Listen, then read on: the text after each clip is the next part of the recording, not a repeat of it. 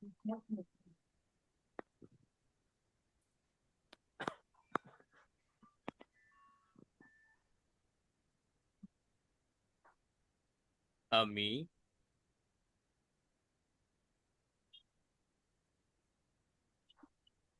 আমি পড়ি, একটা সেন্টেন্স লিখলাম। এইখানে ইংরেজিটা কি হবে? প্রিপোজিশন আর আলোচনা, কিন্তু তার আগে আমি একটা ব্যাকগ্রাউন্ড নিয়ে আসতেছি। আমি পড়ি এর ইংরেজি কি হবে? আই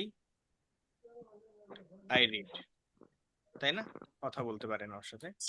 আই রিড, আমি পড়ি। কেন রিড হইলো? কারণ এটা প্রেজেন্ট ইনডিফিনিট টেন্স, আর ভার্বের প্রেজেন্ট ফর্ম দিয়ে আমরা প্রেজেন্ট ইনডিফিনিট টেন্স গঠন করি। এখন আসি এই আরেকটা সেন্টেন্স লিখি। আমি বই পড়ি।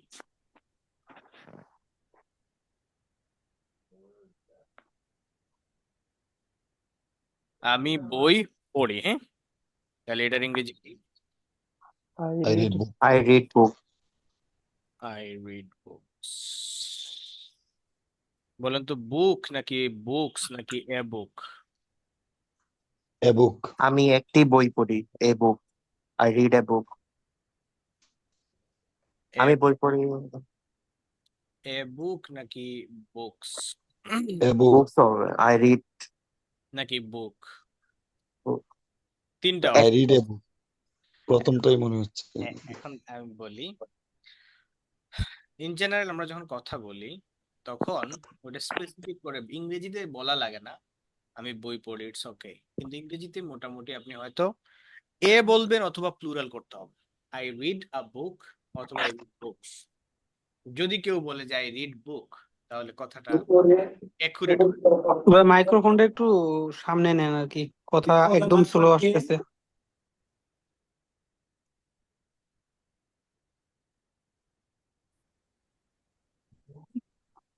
এবার ঠিক আছে? জি। ওকে। আচ্ছা, তাহলে আমি বই পড়ি, এখানে হচ্ছে কি আই রিড আ বুক অথবা I read books. I read বুক না, এটা আমরা রেড মার্ক দিয়ে দেই, এটা আই রিড বুক হবে না। এটা হচ্ছে নিয়ম, হ্যাঁ। কি করতে হবে? ওকে। আচ্ছা, এখন আমি আরেকটা সেন্টেন্স লিখি বাংলায়। আমার ধারণা আমি যেভাবে কথা বলি খুব বেশি বিরক্ত হন না আপনারা, বা বিরক্তি তৈরি করি না আমি। আমি নিয়মিত বই পড়ি, এটার ইংরেজি কি হবে? I read book regularly. I read, এখন বলেন তো, আই রিড এ বুক নাকি I read books? I read book. Books. Books হবে না? I read books regularly. Yes, I read books regularly. নির্দিষ্ট হইলে সেটা অন্য বিষয় ছিল। আই রিড বুকস রেগুলারলি, তো আপনার ইংরেজি পারেন। I read books regularly. Okay, তাহলে এটা গেল। আচ্ছা, আমি আরেকটা সেন্টেন্স লিখি তাহলে। আমি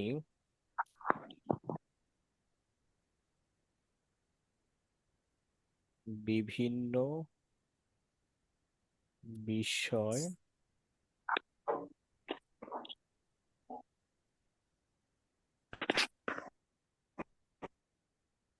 জানার জন্য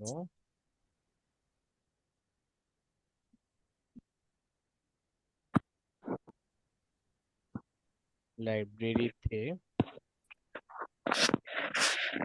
নিয়মিত বই পড়ি। আমি বিভিন্ন বিষয় জানার জন্য আমি আজকে আপনার সাথে কথা বলবো, প্রশ্ন করব, উত্তর দিবেন। বাট যখন কথা বলবেন তখন আনমিউট করবেন, আর যখন কথা বলবেন না এটা মিউট করে রেখে দিবেন। তখন ক্লাসে ডিস্টার্ব হবে না আর কি, এক্সট্রা সাউন্ড তৈরি হবে না। ডিস্টার্ব কথাটা আমি বলতে চাই না because আমি বিভিন্ন বিষয়ে জানার জন্য, বা আমি বিভিন্ন বিষয়ে নিয়ে জানার জন্য, দুইভাবে বলা যেতে পারে, নিয়েটাও রাখতে পারি না, বিভিন্ন বিষয়ে জানার জন্য লাইব্রেরিতে নিয়মিত বই পড়ি। এখন আমরা এটার ইংরেজি করব। ইংরেজিটা করি, হ্যাঁ, সবার সহযোগিতায় আমাকেও হেল্প করেন আপনারা। প্রথমে আমরা কি দিলাম? আই। তারপরে কি দিব ভাই? I তারপরে read. I read. তাহলে I read books. এই জিনিসটা একটু দেখি, সাবজেক্টের পরে কি দিব? ভার্ব। Verb. দিলাম সাবজেক্টের পরে verb. I read books. I read books. এখন বলেন তো কোনটা দিবেন? জন্য, জানার জন্য। এখন এই যে আপনি জানার জন্য দিলেন, আমি আপনাকে বললাম কেন জানার জন্য কেন আসবে, কেন অন্যটা আসবে না? সবাই, এটাই হলো ইম্পর্টেন্ট। তাহলে আমাকে জানতে হবে, যখন একটা সেন্টেন্স তিনটা বা চারটার বেশি হয়ে যায়, দুইটা বা তিনটা ওয়ার্ড হইলে আমরা সাবজেক্ট ভার্ব দিয়ে অবজেক্ট দিয়ে দিই বা অন্য যেটা থাকে সেটা দিয়ে দিই, এখানে আর কোনো ঝামেলা হয় না। হ্যাঁ, যেমন এখানে আমি বই পড়ে রিড বুকস। যখনই তার বেশি হয়ে যাবে তখন প্রবলেম হয়ে যায় কোনটা আগে দিব কোনটা পরে দিব। তাহলে মনে রাখবেন, সাবজেক্টের পরে ভার্ব দিব, ভার্বের পরে দিব অবজেক্ট। সাবজেক্টের পরে ভার্ব, ভার্বের পরে অবজেক্ট। তাইলে এখানে আই রিড বুকস, প্রথমে সাবজেক্ট দিলাম, তারপর ভার্ব দিলাম, তারপর কি দিলাম? বুকস, অবজেক্ট দিলাম। আচ্ছা, এখন বাকি থাকলো কি? তাহলে দিলাম হচ্ছে আমি বই পড়ি, এইটুকু। বাকি থাকলো হচ্ছে নিয়মিত, এটাকে আমি আলাদা করি। বাকি থাকছে নিয়মিত, হ্যাঁ? তারপরে আরেকটা আছে লাইব্রেরিতে। আমার সাথে থাকবেন, বুঝছেন? আমি গল্পের মতো করে ক্লাস মনে করি না, মনে করেন যে একটু আলাপ আলোচনা করতেছি, এর মধ্যে ইংরেজি, একটু ইংরেজি নিয়ে কথা বললাম আর কি, জানার জন্য বিভিন্ন বিষয়।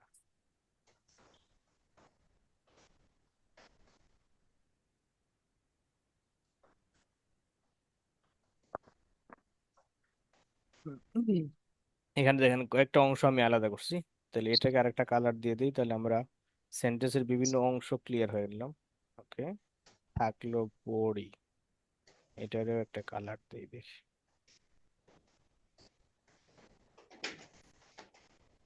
পড়ি, আর এটা ভিন্ন কালার থাকুক। হ্যাঁ, সবাই খেয়াল করি, আমি পড়ি, আই রিড। কি পড়ি? বুকস। বাদে তিনটা বিষয় আছে এখানে, একটা হচ্ছে লাইব্রেরিতে, একটা হচ্ছে নিয়মিত, আর আরেকটা হচ্ছে জানার জন্য। এখন দেখেন, জানার জন্য কথাটা, শুধু জানার জন্য কথাটা এখানে স্পষ্ট অর্থ প্রকাশ করে না, যার জন্য এই পুরা কথাটাকে একসাথে নিয়ে নিতে হবে। তাই পুরা কথাটার একটা কালার আমরা করে ফেললাম। এই যে পুরা কথাটা একটা মিনিং বহন করে, so এইটার নাম হচ্ছে ফ্রেজ। বিভিন্ন বিষয় জানার জন্য, এই পুরো কথাটা হচ্ছে একটা ফ্রেজ। এবং কথাটা শেষ হয়েছে জন্য দিয়ে, আর জন্যর ইংরেজি হচ্ছে ফর। জন্যর ইংরেজি কি? ফর। আর ফর একটা প্রিপোজিশন, তাহলে এটাকে আমরা প্রিপোজিশনাল ফ্রেজ বলতে পারি। হ্যাঁ, বিভিন্ন বিষয় জানার জন্য। কেন? বিভিন্ন বিষয় জানার জন্য। আচ্ছা, এখন তাহলে তিনটা জিনিস আছে, একটা হচ্ছে আই রিড বুকস, নিয়মিত পড়ি, লাইব্রেরিতে পড়ি, আর বিভিন্ন বিষয় জানার জন্য পড়ি। এখন আপনাকে সাবজেক্টের পরে ভার্ব দিতে হবে, ভার্বের পরে অবজেক্ট দিতে হবে, আর অবজেক্টের পরে এখানে যে কথাগুলো আসে সেগুলো আসলে কোনটার পরে কোনটা আসবে, এটার জন্য আমরা একটা ফর্মুলা ফলো করব। এই ফর্মুলাটা হচ্ছে এমন যে সাবজেক্টের পরে ভার্ব আর ভার্বের পরে দিব ডিরেকশন। ডিরেকশন জিনিসটা কি সেটারও ব্যাখ্যা দিচ্ছি, কিন্তু তার যেহেতু এখানে ডিরেকশন বলে কিছু নাই, জাস্ট এটাকে স্কিপ করি, আমরা চলে যাব হচ্ছে ম্যানার। ম্যানার, ম্যানার, তারপরে এটা অনেকে আমরা পড়ছি এমপিটি, ম্যানার, প্লেস, টাইম, রিজন। মানে অ্যাডভার্ব, অ্যাডভার্বের 8টা প্রকারভেদ আছে, এর মধ্যে ম্যানার, প্লেস, টাইম এই তিনটা আছে। এই তিনটার কোনটা কোন সময় বসবে? প্রথমে ম্যানার বসবে, তারপর টাইম বসবে, তারপরে ফাইনালি বসবে রিজন, কারণ।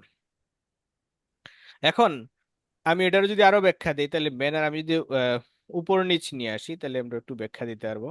আমি ডিরেকশন নিয়ে এখন কথা বলতেছি না, একটু পরে কথা বলবো। তার আগে আমি এখানে এটা বলতে আসলে কি বোঝায় আপনারা কাইন্ডলি 10টায় জয়েন করে নিন। হ্যাঁ, তাহলে কথা মিস হবে না। তাহলে ম্যানার, ম্যানার বলতে আসলে কি বোঝায়? ম্যানার বলতে কাজের ধরন, ম্যানার মানে আমরা জানি ধরন, সেটা কি? আচ্ছা আসেন এখন অবজেক্টেও যাই। তো এই জিনিসটা বেশিরভাগ মানুষ আমরা অবজেক্ট কি সেটা জানি না। অবজেক্ট জানার জন্য আপনি একটু যদি রিকল করেন, একটু ছোটবেলায় যদি ফিরে যান, তাহলে আপনি মনে করতে পারবেন যে আপনাকে যে টিচার অবজেক্ট নিয়ে কথা বলছিল, উনি বলছিলেন যে তুমি ভার্বকে প্রশ্ন করবা কাকে বা কি দিয়ে, তাহলে অবজেক্ট পাবা। আশা করি এটা মনে করা যাচ্ছে। কাকে, কি, এই দুইটা প্রশ্ন করে উত্তর যেটা আসবে সেটা হচ্ছে অবজেক্ট। তাহলে এখানে আমরা যদি খেয়াল করি এই সেন্টেন্সে সাবজেক্ট কাকে পড়ি, তাহলে কাকে পড়ি এখানে উত্তর নাই, বিকজ কাকের উত্তর একটা ব্যক্তি আসবে, কিন্তু এখানে কোনো ব্যক্তি নাই। সো কি পড়ি, তাহলে এটা হচ্ছে বই পড়ি, তাহলে আমরা দিছিলাম অবজেক্ট। তাহলে ঠিক আছে এই পর্যন্ত। সাবজেক্টের পরে কি দিছি? ভার্ব, ভার্বের পরে দিছি অবজেক্ট। এরপরে নিয়মিত পড়ি। হ্যাঁ দেখেন তো এই প্রশ্নের উত্তরটা কিভাবে পড়ি, কার সাথে পড়ি। তাহলে ম্যানার বলতে আসলে কি বোঝায়? ম্যানার বলতে দুইটা জিনিস বোঝায়, কিভাবে, কার সাথে। এই প্রশ্নটা করব আমি কাকে? ভার্বকে। পড়ি কিভাবে পড়ি? নিয়মিত পড়ি। তাহলে দেখেন এইখানে আমরা, এইখানে তিনটা জিনিস আছে, একটা হচ্ছে লাইব্রেরিতে, একটা হচ্ছে নিয়মিত, আর আরেকটা হচ্ছে বিষয় জানার জন্য। এই তিনটার মধ্যে আমরা প্রথমে উত্তরটা পাবো কিভাবে পড়ি এটা, তাহলে এখানে দিয়ে দিচ্ছি কিভাবে পড়ি। I read books regularly. I read books regularly. Sorry, mute করে দরকার ছিল। এখন আসেন, বাকি থাকলো কি কার সাথে, কিন্তু এখানে নাই। সো আমরা চলে যাব এটাতে। দেখেন প্লেস, প্লেস বলতে সব প্লেস না, প্রশ্ন করতে হবে। প্রশ্নটা হলো কোথায় পড়ি।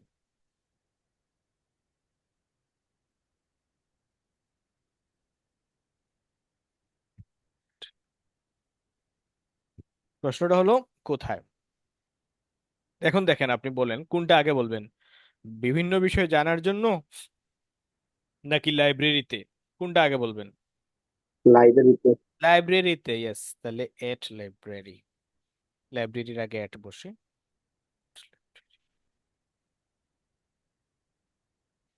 কখন এট বসে কখন ইন বসে এটা নিয়ে আমরা জানার চেষ্টা করব।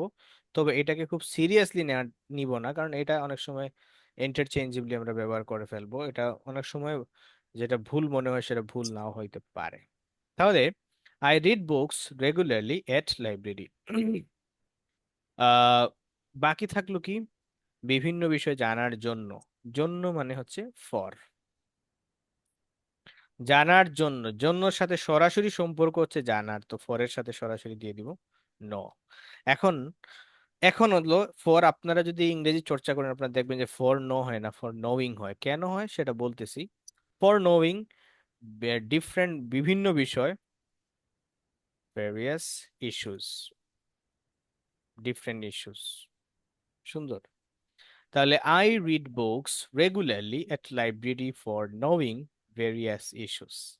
এই দেখেন, এই যে সেন্টেন্সটা বড় করলাম, ছোট ছিল আমি নিয়মিত বই পড়ি এই পর্যন্ত কোনো প্রিপজিশন দরকার হয় নাই। হ্যাঁ, কিন্তু যখনই সেন্টেন্সটা আরেকটু বড় হলো, 6টা 7টা ওয়ার্ড চলে আসলো, তখনই সেন্টেন্সে প্রিপজিশন চলে আসলো। এই প্রিপজিশন গুলাই হচ্ছে মানে আজকে আমরা ক্লাসে দেখবো কোথায় বসাবো, কিভাবে বসাবো, কখন বসাবো এটা। এই যে দেখেন এখানে প্রিপজিশন কি? এট। আরেকটা প্রিপজিশন কি? ফর। পর। ওকে, তাহলে দেখেন দুইটা প্রিপজিশন।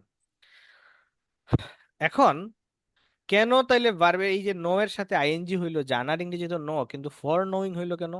তাহলে প্রিপজিশন নিয়ে একটা নিয়ম বলে দেই। প্রিপজিশনের পরে যদি কোনো ভার্বের ফর্ম আসে তার সাথে আইএনজি হয়। আহ, আচ্ছা, রাসেল বলেছেন যে টু নো হবে না, হবে কি না। আচ্ছা টু নো হবে কখন আমি বলে দেই সেটাও। আমরা প্রায় দেখবেন এরকম কথা বলি, আমি যেতে চাই। আমি বলতে চাই। এই যে দেখেন তে আছে, আর এই তেটা আহা, বলতে চাই, এই যে তে। আচ্ছা, এটা থেকে আরেক জিনিস দেখেন। আর এখানে দেখেন কি আছে, লাইব্রেরিতে। ইংরেজির আমার একটা মাত্র লক্ষ্য হলো আপনার ইংরেজি নিয়ে যত কনফিউশন আছে এগুলো দূর করে দিতে চাই। আর কনফিউশন গুলো ক্লিয়ার হওয়ার পরে খালি প্র্যাকটিস করবেন, ইংরেজিতে বস হয়ে যাবেন। আগে জানবো, তারপর মানবো, বেশি বেশি চর্চা করব, বস হব। লাইব্রেরিতে, এখানেও দেখেন তে, এখানেও দেখেন তে। এই দুইটা তের মধ্যে একটা পার্থক্য হলো, এই বলতে যেটা, এটা ভার্বের সাথে বা ক্রিয়ার সাথে হইছে, ক্রিয়ার সাথে এড করে বলা যুগ তে সমান বলতে। আর পরের তে মানে হচ্ছে লাইব্রেরিতে, মানে নাউনের সাথে তে। সো নাউনের সাথে যদি তে হয়, তাহলে মনে রাখবেন তার ইংরেজি হচ্ছে ইন অথবা এট, অর্থাৎ প্রিপোজিশন। ইন অথবা এট। ঢাকাতে, দুবাইতে আছি, বা দুবাইয়ে আছে, লাইব্রেরি। ইন লাইব্রেরি অথবা এট লাইব্রেরি। এখানে দেখেন এই তেটা বাংলা শব্দের শেষে আর ইংরেজিতে লেখার সময় এটা সামনে চলে আসে, আর নাউনটা পরে চলে আসে। তার মানে প্রিপোজিশনের আরেকটা বিষয় একটু খেয়াল করি, সেটা হলো প্রিপোজিশন ইংরেজিতে নাউনের আগে বসে, বাংলায় নাউনের পরে বসে। প্রিপোজিশনটা ইংরেজিতে নাউনের আগে বসে, আর বাংলায় নাউনের পরে বসে। আমরা আমি যে অ্যাপ্রোচটা ফলো করি ইংরেজি শিখাতে বা শিখতে, যে অ্যাপ্রোচটা ফলো করতাম, সেটা হলো ট্রান্সলেশন মেথড। লাইক বাংলায় একটা কথা আমার মাথায় আসলো, ওইটা ইংরেজি করে নিব সাথে সাথে, ওইটার ইংরেজি ওয়ার্ডটা দেখে নিব সাথে সাথে। সো যখনই আপনি দেখবেন যে কোনো নাউনের সাথে তে আসবে, তখন ইন অথবা এট, আর হচ্ছে সেটা ওই সামনে চলে আসবে। আর ভার্বের সাথে যদি তে আসে, তাহলে ওইটা হচ্ছে টু। বলার ইংরেজি কি? টু। টু টেল, বলতে। এখন এখানে আছে জানার জন্য, তার জন্য দিছি ফর নোয়িং। যদি হইতো নান, জানতে, তাহলে দিতাম টু নো। ক্লিয়ার? আমি কি বুঝাইতে পারছি রাসেল সাহেব? এখানে কি জন্য থাকলে কি ফর ইউজ করা লাগবে, এটাই হ্যাঁ, ইস্যু, হ্যাঁ। এটাই পয়েন্ট, মেন পয়েন্ট। জন্য হলে ফর, আর তে হইলে টু। তে হইলে টু প্লাস ভার্ব। আর তে বলতে দুইটা জিনিস, একটা হচ্ছে যদি ভার্বের সাথে তে হয় তাহলে টু, আর নাউনের সাথে তে হইলে ইন অথবা এট। ক্লিয়ার?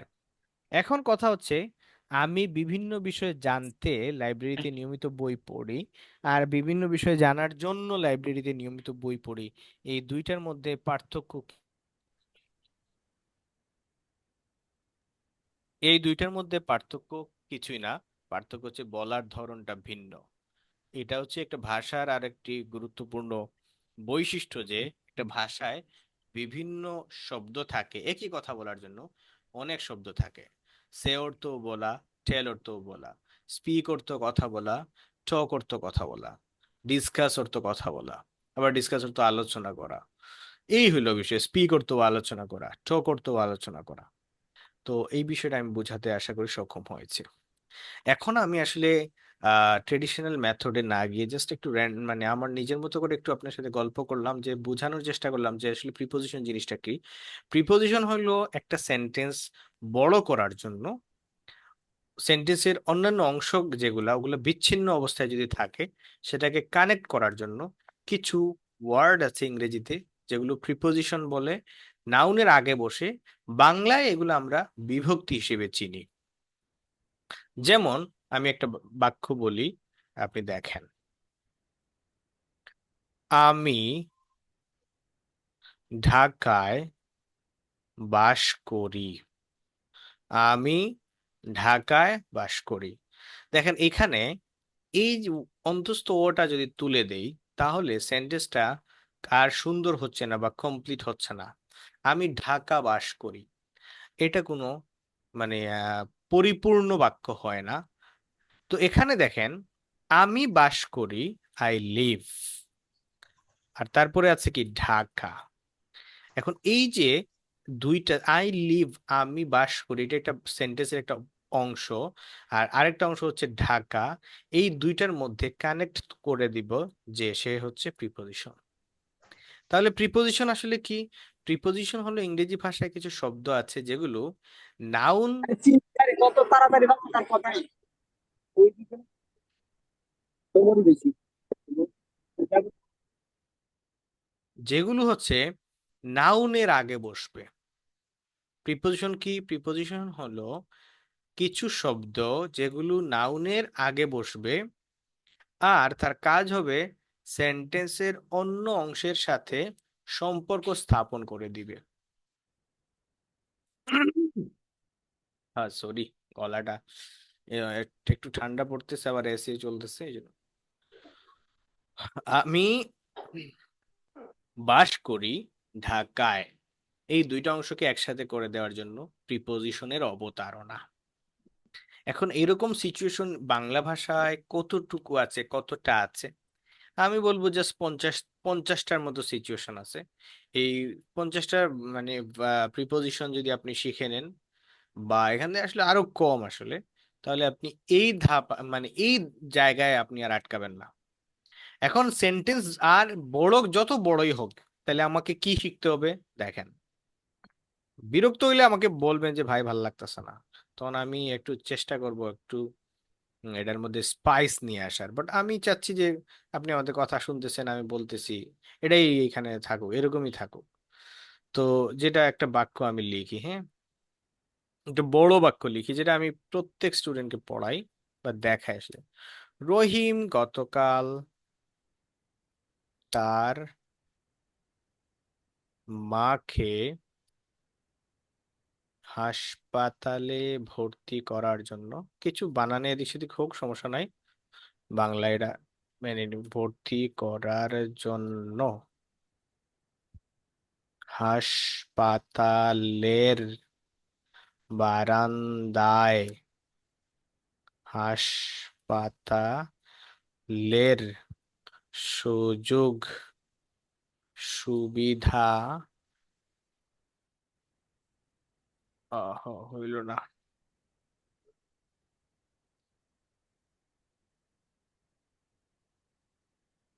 বে নিয়ে আমার সাথে বিস্তারিত, বা এটাকে দুইভাবে লেখা যায়, বিশদভাবে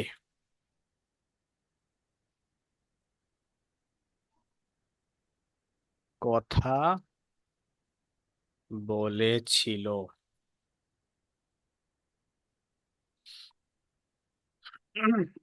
রহিম গতকাল তার মাকে হাসপাতালে ভর্তি করার জন্য হাসপাতালের বারান্দায় হাসপাতালের সুযোগ সুবিধা ও ব্যয় নিয়ে আমার সাথে বিস্তারিত বা বিশদভাবে কথা বলেছিল। এখন এত বড় একটা বাক্য, এটার ইংরেজি আমরা কিভাবে করব? এইটা করার জন্য মাত্র দুইটা জিনিসের নলেজ থাকা লাগবে।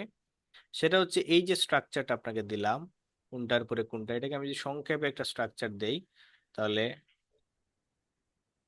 সেটা এরকম আর কি। এস, সরি, প্যারা নিবেন না, সিম্পলি বলে দিব, দেখাচ্ছি, জাস্ট আমার কথা শুনেন। আর আজকে থেকে এটা মনে রাখবেন যে অনলাইন ক্লাস অফলাইন ক্লাসের চাইতে অনলাইন ক্লাস ভালো। আমি অফলাইনেও পড়াই, বেশি পড়াই অফলাইনে, তারপরে এটা বলি যে খুব সুন্দর এসব বুঝিয়ে দেওয়া যায়। তারপর আপনি হয়তো নিজের মতো করে আছেন, হ্যাঁ, সাবডম্পিটিয়ার দেখেন, এই যে ডিএমপি, এই কথাটা জাস্ট মনে রাখলেই হয়ে যাবে। আপনি যত বড় সেন্টেন্স হোক, আপনি আর ইংরেজি করতে সমস্যা হবে না, শুধু এই কথাটা। কি? সাবজেক্ট, অ্যাডভার্ব অফ ফ্রিকোয়েন্সি, জিনিসটা কি বলে দিব, ভার্ব, অবজেক্ট, এটা আমরা জানি, এটা আগেই জানি, হ্যাঁ। তাহলে কি? ডিএমপিটিআর, এই কথাটা মনে রাখবো। ডি মানে ডিরেকশন, এম মানে কি ম্যানার, পি মানে প্লেস, টি মানে টাইম, আর মানে রিজন। ওকে, তাহলে সাবোডম পিটের, এটা মনে রাখবো। আর প্রিপোজিশনের জ্ঞান লাগবে। আসেন প্রিপোজিশন বের করি বাংলায়। আগে বাংলার প্রিপোজিশনগুলো একটু দেখি। রহিম গতকাল তার মাকে হাসপাতালে, এই যে দেখেন এখানে একটা প্রিপোজিশন আছে, সেটা হচ্ছে লে, মানে এ, হাসপাতালে। ওকে। তারপরে দেখেন ভর্তি করার জন্য, এই যে এটা একটা প্রিপোজিশন, জন্য, জন্য, হ্যাঁ।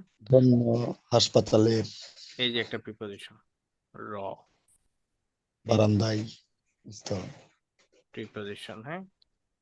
বসুন্ধরা হাসপাতালের, নিয়ে নিয়ে নিয়ে, সাথে, সাথে শেষ। কয়টা প্রিপোজিশন এই সেন্টেন্সে? 1 2 3 4 5 6, 6টা প্রিপোজিশন। তাহলে প্রিপোজিশন জানতে হবে, আর এই যে রোল যেটা, এটা জানতে হবে। এটাকে নিচে নিয়ে আসি, তাহলে আমাদের বুঝতে সুবিধা হবে।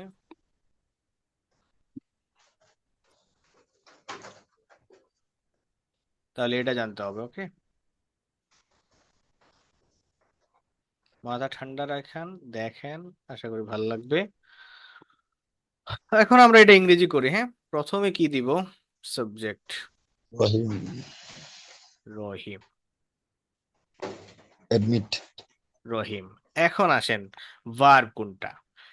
ভার্ব চিনতে হলে, ভার্ব চিনতে হলে অনেক কথা আছে, অনেক সূত্র আছে। এর মধ্যে একটা সূত্র হলো বাংলা বাক্যের শেষে ভার্ব হয়, সোজা কথা। এখন বাংলা বাক্যটা যদি বাংলা বাক্যকে সঠিকভাবে লিখেন, তাহলে সবার শেষে যেটা থাকবে সেটাই ভার্ব। তাহলে এখানে বলেছিল, এটা হচ্ছে ভার্ব। কি বলেছিল? শুধু বলেছিল না কথা বলেছিল? কথা বলার ইংরেজি হচ্ছে টক।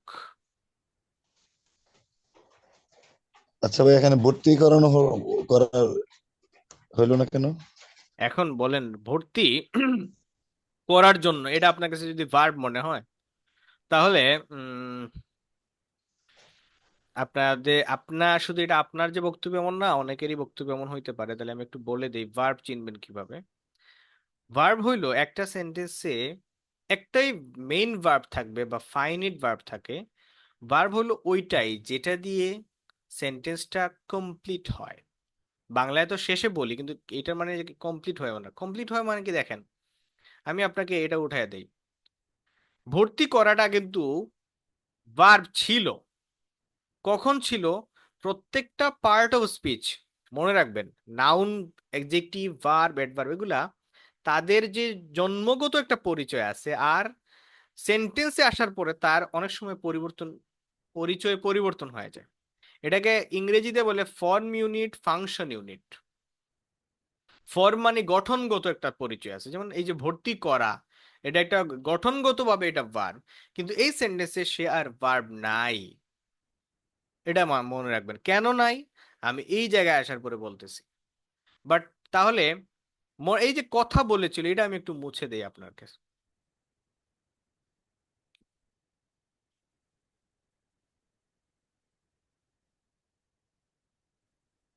আমরা যারা ইংরেজি মোটামুটি জানি, তারাও ভালো করে শুনি, দেখবেন ভালো লাগবে বা ক্লিয়ার হয়ে যাবে অনেক কিছু। আমি এটা মুছে দিলাম। এখন পুরো সেন্টেন্সটা পড়েন তো, এখন পর্যন্ত যা যা লেখা আছে পড়েন সবাই।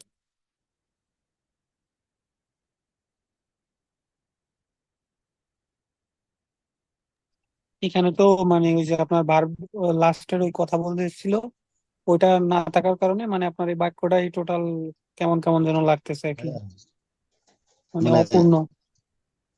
হ্যাঁ ভাইয়া, জি। আর আর কেউ বলবেন কিছু? হ্যাঁ হ্যাঁ, এই যে কথা বলছিল, এই যে বিস্তারিত কি করছিল, এটা এখন নিজের কাছে একটা মানে এখন আগ্রহ যে কি করছিল এখানে কোয়েশ্চেন থেকে আসলে। যাচ্ছে, কোয়েশ্চেন থেকে যাচ্ছে আর কোয়েশন কি। থেকে যাচ্ছে, অনেকগুলো ওয়ার্ড বলছেন, হ্যাঁ। এরপরেও কিন্তু মানে বক্তব্য সম্পূর্ণ হচ্ছে না। সো বক্তব্য যদি যেই ওয়ার্ড, আপনি একটা সেন্টেন্স বের করে দেখবেন যেই ওয়ার্ডটা না থাকলে বক্তব্যটা পরিপূর্ণতা পাচ্ছে না, ওইটাই হচ্ছে আপনার মেইন ভার্ব। সাবজেক্টের পরে ওইটাই দিবেন। আরেকটা আরেকটা সূত্র দেই। এখানে দেখেন অন্য একটা জিনিস, রহিম গতকাল বাদ দেন, বাকি সব বলেন, দেখবেন যে সেন্টেন্স হয়ে গেছে। আবার আপনি এটা, আমি একটু আপনার সামনে নিয়ে আসি, কথা বলেছিল, হ্যাঁ আসেন আমি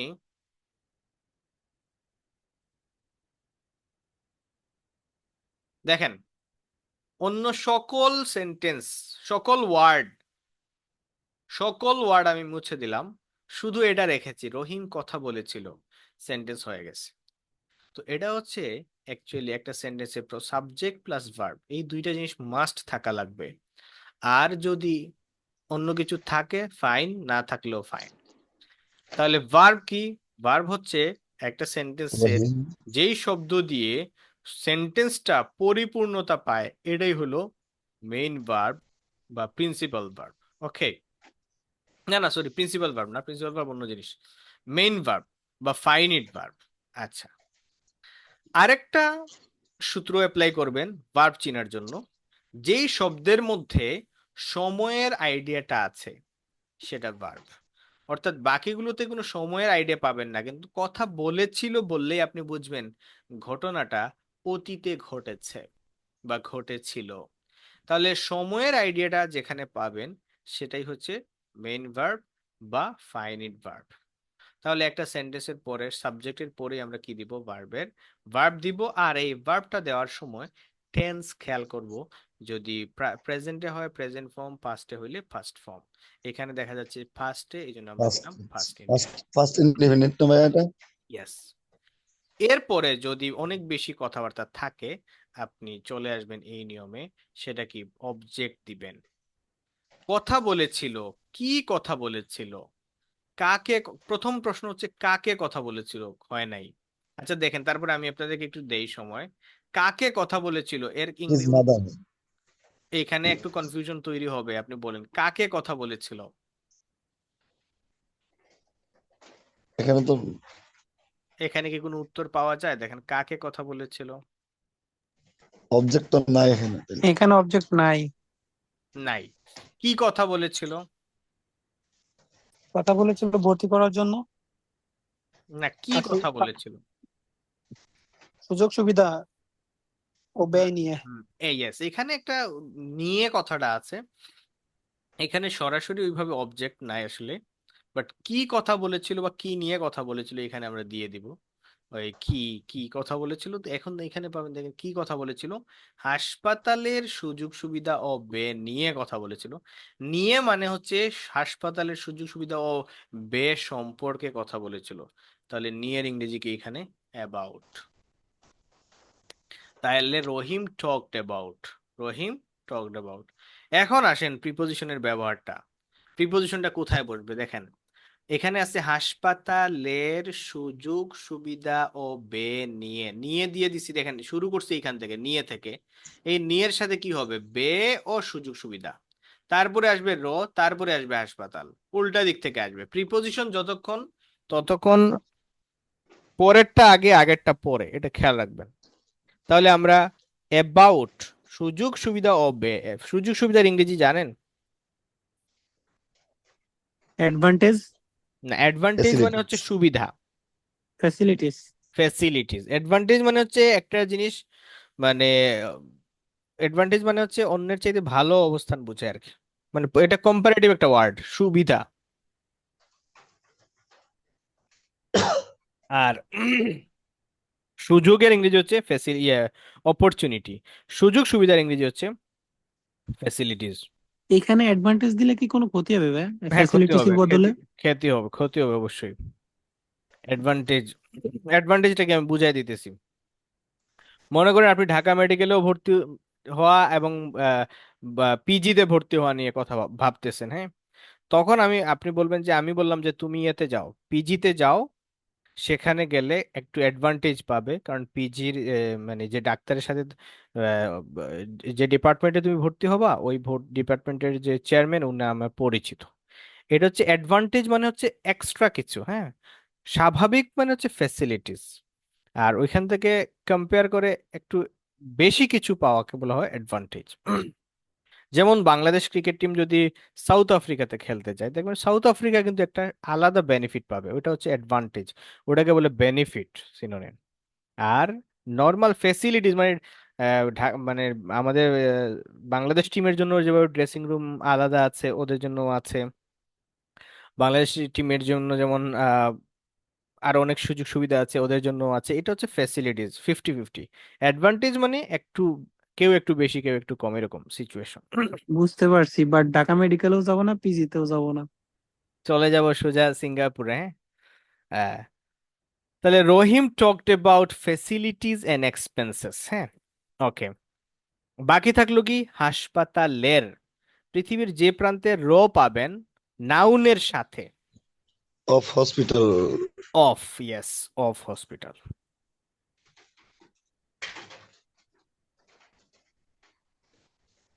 নাউনের সাথে পাইলেই অফ, এবং তারপরে আগেরটা পরে। তো এখানে দেখেন, আবার এখানে কি হয়েছে, হসপিটাল হচ্ছে নাউন, আর তার আগে বসছে অফ, আর বাংলায় পরে বসছে। এখন আপনি, অনেকগুলো কথা তো বাকি থাকলো, কোনটা দিবেন, কি দিবেন। বাকিতে অবজেক্টের জায়গায় ছিলাম আমরা, কাকে কি। এখন আমাদের দেখেন পরে চলে আসবো কিভাবে। কিভাবে আলোচনা করেছিল, কথা বলেছিল বিস্তারিতভাবে বা বিশদভাবে। বিস্তারিতভাবে মানে ইন ডিটেলস। এখানেও এখানেও কিন্তু একটা প্রিপোজিশন আছে, বাংলায় যদিও দেখি নাই, বাট ইংরেজিতে আছে। বাংলায় এটা অ্যাডভার্বের মতো ছিল, but Rahim talked about facilities and expenses of hospital in details. কার সাথে কথা বলেছিল? আমার সাথে, উইথ মি। With me. তারপরে আসছেন টাইম, প্লেস, কোথায় কথা বলেছিল? বারান্দায়। হাসপাতালের বারান্দায়। শুধু বারান্দায় বললে হচ্ছে না, কারণ এই পুরো একসাথে এটা নিতে হবে, এটাকে বলে ফ্রেজ। তাহলে বারান্দায়, শেষটা হচ্ছে এ দিয়ে। হ্যাঁ, বারান্দা, বারান্দা ইংরেজি এট। ধরেন হাসপাতালের বারান্দা, ব্যাপারটা স্পষ্ট নির্দিষ্ট, at the balcony balcony of of hospital. Hospital. At the balcony of hospital. Hospital.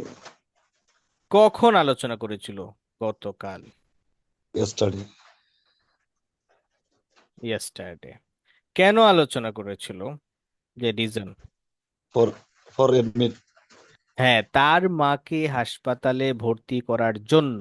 জন্য প্রিপোজিশন দিয়ে শেষ হয়েছে, প্রিপোজিশন দিয়ে শুরু হবে। জন্য, জন্যের সাথে সরাসরি সম্পর্ক হচ্ছে অ্যাডমিটিং। এখন ভার্বের ফর সাথে কি হবে? অ্যাডমিটিং হবে, আইএনজি হবে। ফর হ্যাঁ, admitting his mother. For admitting কাকে? তার মাকে। কোথায়? হসপিটালে। For admitting his mother. কোথায়? Into the hospital. বিন্টু হয়ে গেছে ভাইয়া। ভাইয়া, আমি যদি এখানে ইয়েস্টারডেটা একদম প্রথমে নিয়ে আসি, তাহলে বাক্য গঠনে কি কোনো ভুল হবে? না, ভুল হবে না। কেন হবে না সেটাও বলে দিচ্ছি। Rohim talked about facilities and expenses of hospital in details with me at the balcony of hospital yesterday for admitting his mother into the hospital. এখন দেখেন কয়টা প্রিপোজিশন পাইলাম। এটা,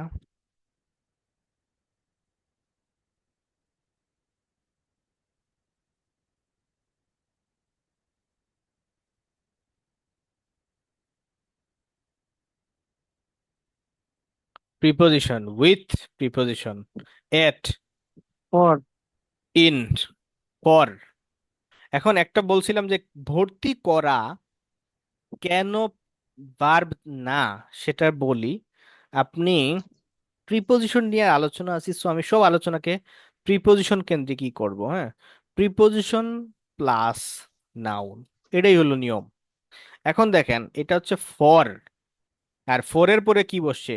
এডমিটিং। এখন আপনি বলেন কি ফরের পরে কি ভার্ব হবে? হবে না। তাহলে এডমিট তো ভার্ব ছিল। হ্যাঁ, ভার্ব ছিল, বাট একটা কথা বলা হয় নাই, ভার্বের সাথে আইএনজি দিলে সে কোনো না কোনো কোনো কোনো সময় নাউন হয়ে যায়। আর আমরা জানি যে প্রিপোজিশনের পরে নাউন হয়, তাই প্রিপোজিশনের পরে ভার্বের সাথে আইএনজি দিলাম, তাহলে এটা অ্যাকচুয়ালি নাউন হয়ে গেল, এটা আর ভার্ব রইলো না। আমি কি এই ব্যাপারটা ক্লিয়ার করতে পারছি? যিনি প্রশ্ন করছিলেন যে এটা কেন জি ভার্ব ক্লিয়ার। নয়। পার্টস অফ স্পিচ নিয়ে কিন্তু আমরা কথা বলেছি প্রথম ক্লাসে, আপনারা যারা ছিলেন বা প্রথম ক্লাসে ভিডিও যারা দেখেছেন বা যারা দেখেন নাই তারা অবশ্যই দেখে নিবেন। প্রথম ক্লাসে এটা বলেছি যে নাউন আছে, ভার্ব আছে, এডজেক্টিভ আছে। এভাবে ভার্ব যেটা, তার ফর্ম ইউনিট বলি এটাকে, গঠনগতভাবে যে ভার্ব, লাইক মনে করেন হচ্ছে হেল্প, এটা একটা ভার্ব, এটা আবার নাউন হয়ে যাইতে পারে। এটা আবার একটা আছে মানে নাউন, সেটা এডজেক্টিভ হয়ে যেতে পারে। এটা তার কর্মের উপর নির্ভর করবে, কিন্তু জন্মগতভাবে আমরা কিছু ওয়ার্ডকে এক এক শ্রেণী বিভাগ করেছি, আলাদা করেছি। সো এখানে প্রিপোজিশনের পরে নাউন আসছে, প্রিপোজিশনের উপরে ভর্তি করা আসছে, কিন্তু সে নাউন হয়ে গিয়েছে। আচ্ছা ভাইয়া, আচ্ছা, আরেকটা প্রশ্ন, দাঁড়ান একটা মিনিট। আচ্ছা, আপনার প্রশ্নটা করে ফেলেন, তাহলে প্রশ্নগুলো একসাথে হয়ে গেলে আমি উত্তর দিব, বলেন ভাই। ধরেন ধরেন ওই যে বলছেন যে হেল্প, হেল্প যেটা হুম হুম। সাহায্যের জন্য, সাহায্যের জন্য অথবা সাহায্য করে, হুম। আমি কি তাহলে বলতে পারি যে সাহায্য করে এটা হলো ভার্ব, আর সাহায্যের জন্য এটা হলো গিয়া এই যে নাউন প্লাস এই যে সরি প্রিপোজিশন প্লাস নাউন হয়ে যাচ্ছে এটা এখন, তো আমি সেন্টেন্সে বলতে পারি আসার পরে, সেন্টেন্সে আসার পরে সে ভার্ব কিনা এটা চিহ্নিত করার জন্য বুঝতে হবে যে তার কাছে সময়ের জ্ঞানটা আছে কিনা। দেখেন, প্রশ্ন করবেন, আমি উত্তর দিব। আমি তোমার সাহায্য চাই। এখন বলেন, কি যন্ত্রণা। আমি তোমার সাহায্য চাই, এই যে সেন্টেন্স, এখানে কিন্তু সাহায্য আছে, প্রিপোজিশনের পরে নাই। I need, I need your help. আমি তোমার সাহায্য চাই। এখানে বলেন তো, হেল্প নাউন নাকি ভার্ব?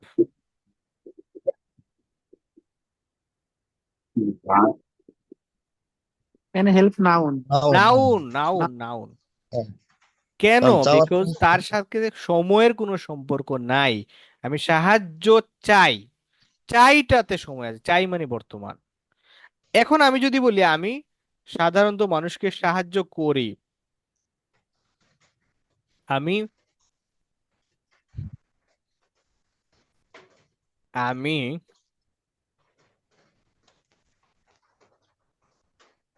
আমি সবাইকে সাহায্য করার চেষ্টা করি। কি যন্ত্রণা, এটা করে কেন?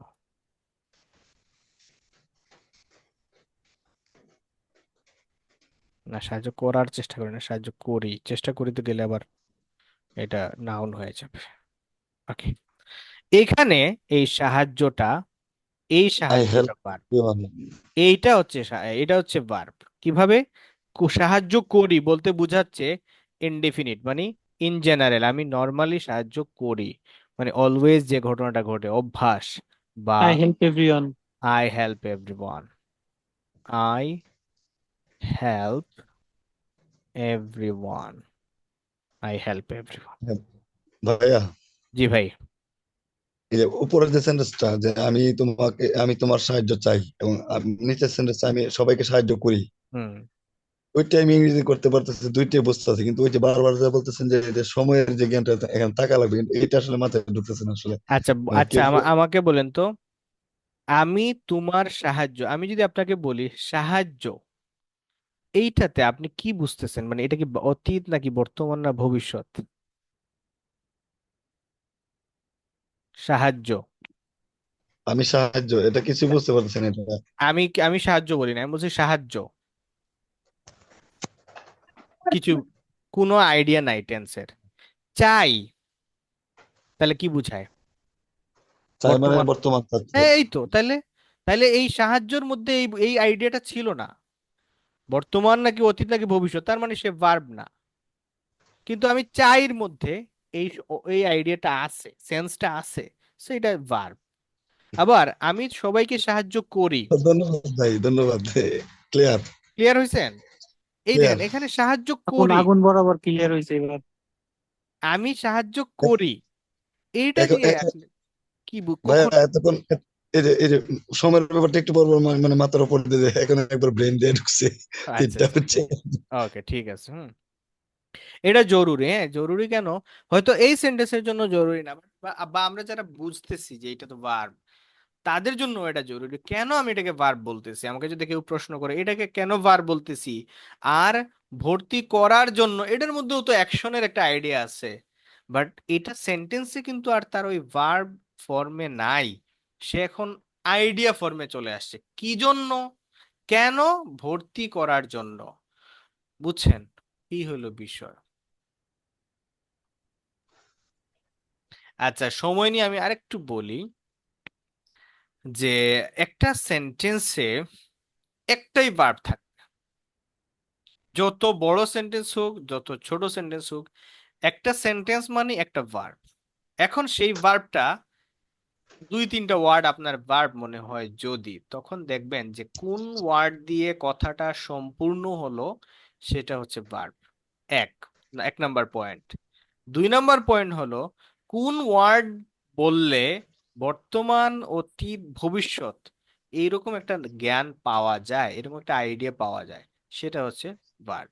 আর বাকিগুলা ওয়ার্ডটা ভার্ব থাকলেও সে এখন আর ভার্ব নাই, সেন্টেন্সে আসার পরে সে অন্য কোনো রূপ ধারণ করেছে। ভার্ব এজেক্টিভেরও কাজ করে, আমরা সামনের দিনগুলোতে সেটাও দেখাবো। এই যে আমি বললাম ভার্ব এজেক্টিভের কাজ করে, এখন এখানে আমরা যে কয়জন আছি কেউ কেউ এরকম বলতে পারেন, আল্লাহ এটা আবার কি, এটা কি? এটা নিয়ে প্রেশার নেবেন না, টেনশন নেবেন না। এটা বললাম, এটা জাস্ট মাথায় রাখেন যে হ্যাঁ, ভার্বটা এজেক্টিভেরও কাজ করে। এখন কিভাবে করে না করে সময় আসবে বলে দিব, বুঝবেন। এর হ্যাঁ, আগে না ধর বুঝলেও কোনো সমস্যা নেই। একটা সেন্টেন্সে একটা মাত্র বারবি থাকে, ঠিক যেমন অনেক সময় দেখা যায় না যে আসলে এই যে বিয়ে বাড়িতে অনেক ফ্রেন্ডরা জামাই সাজে, ঠিক জামাই একটাই থাকে কিন্তু আসলে জামাইকে খুঁজে নিতে হয়। হ্যাঁ, জামাইকে খুঁজে নিতে হবে। জামাই একটাই থাকবে, হ্যাঁ, একটা প্রোগ্রামের যার মানে একজনই থাকবে, বুঝছেন? ঠিক আছে, তো খুঁজে নিতে হবে। এখন খুঁজতে হলে জামাইয়ের আসলে কিছু আলাদা বৈশিষ্ট্য থাকবে। হুম। হ্যাঁ, যেমন যে মেহেদির করা ফাইজলা থাকবে জামাই। যে যে দেখবেন যে খুব বেশি ফাইজলামি করতেছে সে না। যে না খুব না, বেশি, যে চুপচাপ যে একটু সিরিয়াস মুডে আছে, একটু রিল্যাক্স, একটু নিজেকে মানে সঙ্গে নিজেকে একটু রাখতে সংযত চাইতেছে। রাখতেছে, হ্যাঁ। অনেক সিচুয়েশন আসতেছে যেখানে একটা হাসি দেওয়ার মতো, বাট সে হাসতেছে না। সে একটু রুমাল দিয়ে মুখ ঢেকে নিচ্ছে বা হাত দিয়ে মুখ ঢেকে নিচ্ছে, বা নিজেকে একটু আড়াল করে রাখতে চাচ্ছে, সেই হচ্ছে ভাই এরকম। প্লিজ আর হাসায়েন না। একটু লজ্জা পাচ্ছে এরকম। একটু লজ্জা পাচ্ছে, হ্যাঁ, একটু লজ্জা হ্যাঁ, পাচ্ছে। খাইতে চাচ্ছে কিন্তু নিজে খাইতে পারতেছে না। হ্যাঁ, এই হলো বিষয়। তো এইভাবে আসলে একটা সেন্টেন্সে একটাই ভার্ব। এই ভার্ব মানে ইংরেজি গ্রামারের ভাষায় ওটাকে বলে ফিনিট ভার্ব অথবা ফাইনিট ভার্ব, হ্যাঁ। তো ওইটাই মানে মেন মেন কথা ওইটাই। এখন আমাদের আলোচনা আজকে কিন্তু প্রিপোজিশন নিয়ে, তারপরেও আমি প্রয়োজনে আমরা এই আলোচনাটা নিয়ে আসলাম, ভার্বের আলোচনা।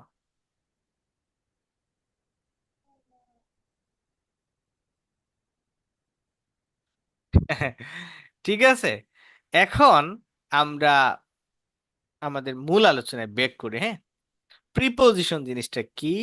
সেটা হলো এই যে সাবজেক্ট দিলাম, তারপরে ভার্ব দিলাম, এরপরে বাদবাকি যত কথা এখানে আছে বেশিরভাগ কথাকে এই ভার্বের সাথে কানেক্ট করার জন্য যে সকল শব্দ আমাদেরকে সহযোগিতা করবে সেগুলাই হচ্ছে প্রিপোজিশন।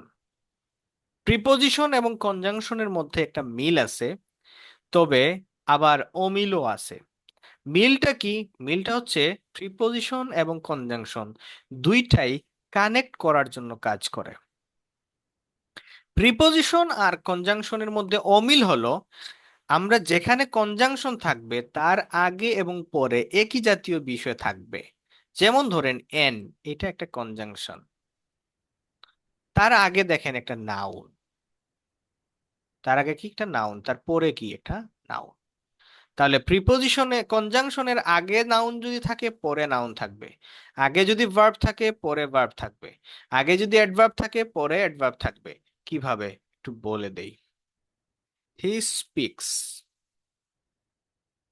লাউডলি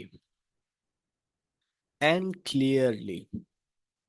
সে কথা বলে লাউডলি এবং ক্লিয়ারলি। লাউডলি মানে হচ্ছে জোরালো ভাবে, অ্যান্ড ক্লিয়ারলি মানে স্পষ্ট ভাবে। দুইটাই হচ্ছে অ্যাডভার্ব, এই আগে বসে পরে বসে, বাট দুইটা জিনিসটাই একই, এই দুইটাকে কানেক্ট করছে। আর প্রিপোজিশন হচ্ছে আগে পরের বিষয় না, বিষয়টা হচ্ছে সে শুধু নাউনের আগে বসবে। আমি কি এই জিনিসটাও ক্লিয়ার করতে পারলাম কিনা? জি ক্লিয়ার। জি। ওকে, এখন আপনাদেরকে প্রিপোজিশনের জগতে নিয়ে যাই। আমরা প্রিপোজিশন এই ব্যাপারটা বুঝলাম, এখন চলেন আমরা প্রিপোজিশন নিয়ে আর একটু কথাবার্তা বলি। একটু দেখি দাঁড়ান তো।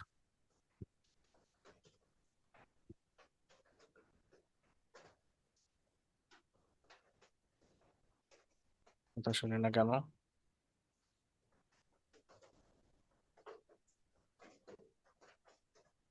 হুম। এই যে দেখেন এখানে লেখা, ছোট আমি বড় করতেছি,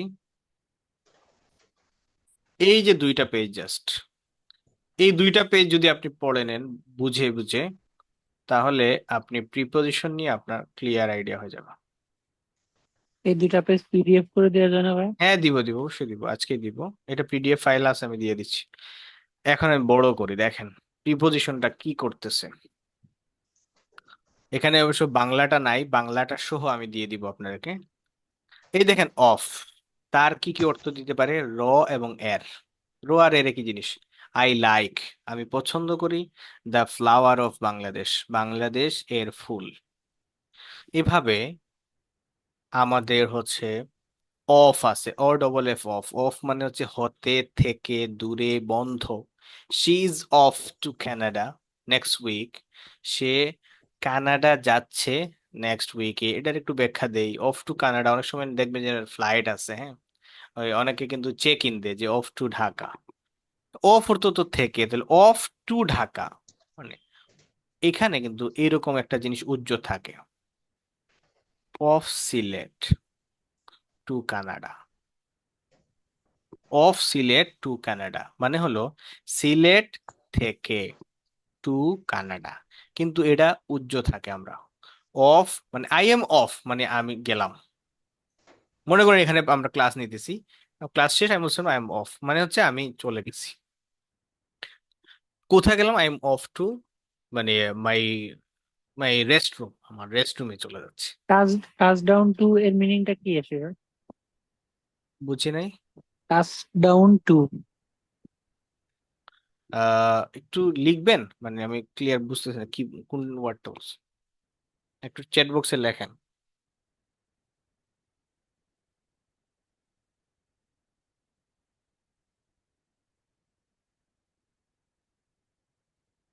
টাচ ডাউন, টাচ মানে তো স্পর্শ করা, হ্যাঁ। এটা কি একসাথে নাকি আলাদা? আমার মনে হয় এটা হচ্ছে আপনার, ধরেন আমি এই যে অ্যাব্রোড থেকে দেশে গেলাম, দেশে দেওয়ার পরে আমি হয়তো বা যেখানে নামলাম আর কি, এয়ারপোর্টে নামলে ওটা সম্ভবত ওইখানে ইউজ করা হয় যে touch down to Bangladesh touch অথবা ডাউন, টাচ ডাউন এটা বাংলাদেশ। টাচ ডাউনের পরে আমি দেখছি এট ব্যবহৃত হয়, হ্যাঁ, আই বুঝছেন। এটও হয়, টুও হইতে পারে, হ্যাঁ। টাচ ডাউন মানে হচ্ছে ওই যে নেমে স্পষ্ট মাটি করা আর কি, স্পর্শ হ্যাঁ। করা, হ্যাঁ, নেমে মাটি স্পর্শ করা, এটা গেল, এটাকে বলে মানে উপর থেকে নেমে মাটি স্পর্শ করা, এটাকে বলে টাচ ডাউন। এটা একটা প্রিপোজিশন, কম্পাউন্ড প্রিপোজিশন হইতে পারে। এরপরে এখানে বেশিরভাগ আপনাদের জানা আছে, বাট আমি আমার মনে হয় যে কনটেক্সট আমি ক্লিয়ার করতে পেরেছি, বা প্রিপোজিশনের প্রয়োজনীয়তাটা আমি ক্লিয়ার করতে পেরেছি। এখন আমাদের জাস্ট একটা কাজ হলো যে কমন, কমন মানে এখানে সবই আছে, প্রিপোজিশন গুলার অর্থ বুঝে ব্যবহার করা। অনর্থ, উপরে, কোনটা কি অর্থ দেয়, ওভার উপর দিয়ে, যেমন I am going over the bridge, আমি ব্রিজের উপর দিয়ে যাচ্ছি। I I I move my hand over my hair, over my head, মানে উপর দিয়ে হইলে ওভার, একটু উঁচু বা উঁচু স্থানে অবস্থান বোঝাতে, বা উঁচুতে কিছু তুলতে বোঝাতে আপ বলা হয়, পিক আপ। পিক, পিক মানে ধরা বা তোলা, আপ মানে উপরের দিকে, আন্ডার নিচে, এগুলো কমন। তারপর হচ্ছে বিহাইন্ড আছে, ইন ফ্রন্ট অফ আছে, বাই, উইথ, উইদাউট। এগুলা আমি আর আলাদাভাবে বলে দিব না, এখান থেকে এইগুলা পড়তে দিব আপনাদেরকে। যেগুলা কনফিউশন তৈরি হবে সেগুলো নিয়ে প্রশ্ন করবেন যে ভাই আসলে এটার ব্যবহার এবং মিনিং বুঝি নাই। এখানে দেখেন ইংরেজি সেন্টেন্স আছে কিন্তু বাংলা সেন্টেন্স নাই সাথে। আমি আপনাকে বাংলা সহ যে অনুবাদ যেটা আছে সেই পেজটা দিয়ে দিব। আপনারা হচ্ছে এই ওয়ার্ডগুলো বা এই প্রিপোজিশন গুলো ভালো করে অর্থ সহ পড়ে নিবেন, এরপরে আমরা সেন্টেন্সে যত বড়ই হোক না কেন জাস্ট ওই যেটা একটু আগে দেখালাম ওই নিয়মগুলো অ্যাপ্লাই করে বড় বড় সেন্টেন্স লেখা শুরু করব। প্রিপোজিশন নিয়ে আর কোনো কনফিউশন আপনাদের আছে কিনা? ধরেন এইটা একটা এক্সাম্পল দেই। I talked with my family, talked হবে I talked with my family during holidays, sorry holiday, talk লাগবে না, এটা তো ইন জেনারেল বলতেছে। আই টক আমি কথা বলি, দেখেন উইথ মাই ফ্যামিলি আমার পরিবারের সাথে। এই যে দেখেন আমি আগের নিয়ম বলছিলাম কিভাবে কার সাথে কোথায় কখন, তাহলে এই যে দেখেন কিভাবে কার সাথে, আগে চলে আসছে কার সাথে, উইথ মাই ফ্যামিলি, কবে কখন, ডিউরিং হলিডেজ, হলিডেজ গুলোতে, সময়ে, ডিউরিং মানে কোনো একটা নির্দিষ্ট সময় বুঝালে ডিউরিং বলবেন। হ্যাঁ, মনে করেন যে ভ্যাকেশনে, হ্যাঁ, বা হচ্ছে উইকেন্ডে, হ্যাঁ, তারা বলবেন যে ডিউরিং উইকেন্ডস, উইকেন্ড গুলোতে আমি ভিজিট করতে যাই মাই ফ্যামিলিকে, আমি I visit my family living in the country side কান্ট্রি সাইডে বাস করে আমার যে ফ্যামিলি সেটাতে আমি ভিজিট করতে যাই। বিপক্ষে বললে, বিরুদ্ধে বললে, এগেইনস্ট আছে, বিয়ন্ড মানে দূরে, পিছনে, নাগালের বাইরে। The house is beyond the bridge, হাউসটা হচ্ছে ব্রিজের ওই পারে। এখানে বাট তো কিন্তুর পরিবর্তে লেখা আছে ব্যতীত, ছাড়া, শুধু।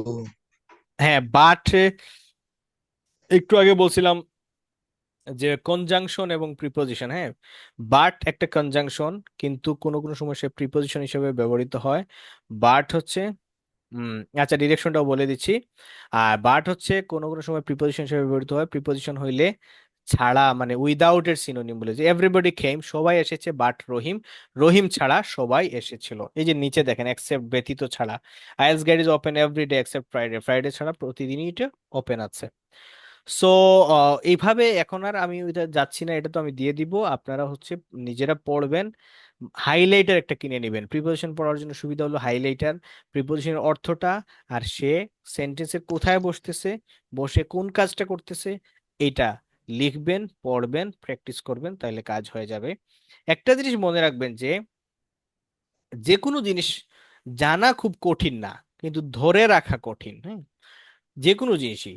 তো এখন আমরা এই প্রিপোজিশন নিয়ে যে আলোচনা, আমার ধারণা যে আপনারা বুঝছেন ইজিলি, কিন্তু এটা ধরে রাখা বা প্র্যাকটিস, মানে এটা হচ্ছে আপনি অ্যাপ্লাই করার জন্য you need a lot of practice, practice করতে হবে ভাই, প্র্যাকটিস ছাড়া কোনো উপায় নাই। তাহলে ডিরেকশন কি? তাহলে ডিরেকশন মানে হচ্ছে কোথা হতে কোন দিকে। কিরকম, মনে করেন যে আমি বলতেছি তিনি আগামী মাসে ব্যাংক থেকে লোন নিবেন, তাহলে ব্যাংক থেকে এই কথাটা কোথায় বসাবেন? এই যে অবজেক্টের পরেই, হুম, কোথায়, সরি কোথা না, কোথা হতে, কোথা হতে কোন দিকে। এই স্ট্রাকচারের আমাদের আরো অনেক প্রয়োজনীয়তা আছে। এই স্ট্রাকচার নিয়ে, এটা নিয়ে একটা ভিডিও আছে, আমি ভিডিওটা দিয়ে দিব, আপনারা দেখেন সময় মতো, সময় করে। আর বাকি টাইম মানে তো কখন, এটাও আমি যদি বলে দেই, কখন। আর হচ্ছে রিজন মানে কেন, রিজন। এখন একটা প্রশ্ন করছিলেন যে টাইমটা যদি সামনে নিয়ে আসি, মানে ইয়েস্টারডে যদি সামনে নিয়ে আসি কোনো সমস্যা হবে কিনা। এখানে দুইটা জিনিস সামনে নিয়ে আসা যায়, কেন এবং কখন, এই দুইটা জিনিস সামনে নিয়ে আসা যায়, চাইলে আপনি সামনে নিয়ে আসতে পারবেন। তো সামনে নিয়ে আসলে শুধু একটা কাজ করতে হবে, ইয়েস্টারডেকে যদি আপনি সামনে নিয়ে আসেন তাহলে এখানে একটা কমা দিতে হবে সাবজেক্টের আগে। সাবজেক্টের আগে সেন্টেন্স শুরু হয় নর্মালি সাবজেক্ট দিয়ে, যদি সাবজেক্টের আগে অন্য কোনো তথ্য দিতে চান তাহলে তার আগে কমা দিবেন। Yesterday, Rohim talked about facilities and expenses of hospital in details with me at the balcony of hospital for admitting his mother into hospital. এখন কেউ চাইলে এই পুরো কথাটাকে সামনে নিয়ে যেতে পারবে, সবগুলা না, কিন্তু রিজনটাকে নিয়ে যাওয়া যাবে সামনে, টাইমটাকে নিয়ে যাওয়া যাবে সামনে।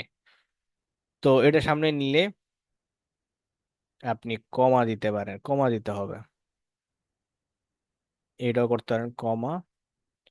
for admitting for admitting his mother into the hospital yesterday, Rohim talked to about facilities and expenses of hospital in details, এভাবে বলা যায়।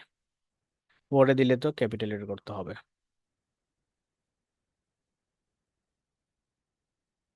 রাসেল সাহেব, আপনার কি কোনো প্রশ্ন আছে? রহিম টকড উইথ মি অ্যাবাউট, আচ্ছা।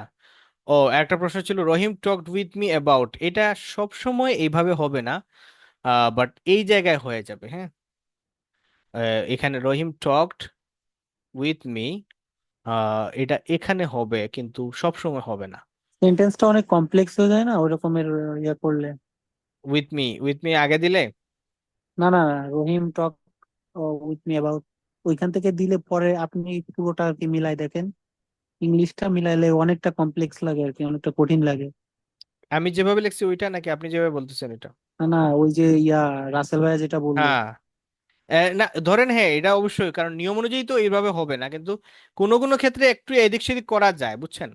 বাট বাস্তবতা হলো, মানে সঠিক কথা হলো যে এটা আপাতত এটা না করা, জাস্ট এই নিয়মটা ফলো করে অনুবাদ করা। 10টা সেন্টেন্স লেখেন, মাঝে মধ্যে একটা দুইটা এইভাবে যেভাবে লিখছেন এভাবে হবে, কিন্তু সবগুলো সেন্টেন্স কারেক্ট করতে হলে এই নিয়মটাই ফলো করতে হবে। এটা কিন্তু স্বতঃসিদ্ধ নিয়ম, এখানে কোনো ভুল নাই। মানে এই নিয়ম ফলো করে যদি আপনি সেন্টেন্স লেখেন, যত বড় সেন্টেন্স হোক সেটা কারেক্ট। আর অন্যান্য কোনো নিয়ম অ্যাপ্লাই করলে ভুল হওয়ার সম্ভাবনা থেকে যায়। আর এই নিয়মটা মুখস্থ করে রাখা কঠিন না, আপনি যদি আজকে কঠিন মনে করেন আমি আপনাকে সহজ করে দিব, সহজ করার এখনো রাস্তা আছে। বাট আমি আজকে এটাতে আমার ফুল আলোচনার ফোকাস না। আলোচনার ফোকাস হচ্ছে প্রিপোজিশন, আর প্রিপোজিশন কিভাবে ফাংশন করে এটা বোঝানোর জন্য আমি এই আলোচনাটা নিয়ে আসছি। এটা নিয়ে আমাদের আলাদা ক্লাস আছে, সেই ক্লাসে আমরা আলোচনা করব। তবে ক্লাসের আগে আপনারা চাইলে আমাদের ভিডিও আছে ইউটিউবে, আমি লিংক দিয়ে দিব, সেটা একটু দেখে নেবেন। আর আজকের আলোচনা আমরা এখানে শেষ করতে চাচ্ছি। আপনাদেরকে পিডিএফটা দিব, ওইখানে ওই আপনাদের হোমওয়ার্ক হইলো, ওইটা ভালো করে পড়বেন। আমার কাছে অনেকেই হোমওয়ার্ক জমা দিয়েছেন, আপনাদের সবার প্রতি আমি কৃতজ্ঞ। মানে এবং আমি ধন্যবাদ জানাচ্ছি আপনাদেরকে। কারণ আপনি যদি রেগুলারলি হোমওয়ার্ক না দেন বা রেগুলারলি যদি প্র্যাকটিস না করেন, তাহলে এটা আপনি কোনোভাবেই আপনার গন্তব্যে পৌঁছাতে পারবেন না। আর আরেকটা জিনিস হচ্ছে, আমাদের কোর্স ফিটা কিন্তু খুবই কম ছিল, বাট আমি কখনোই মানে মনে করি না যে এটা এই মূল্যের কোর্স। আমার এটা আমার প্রতিষ্ঠানের বেসিক যে মানে ফাউন্ডেশন যে কোর্সের উপর দাঁড়ায় আছে।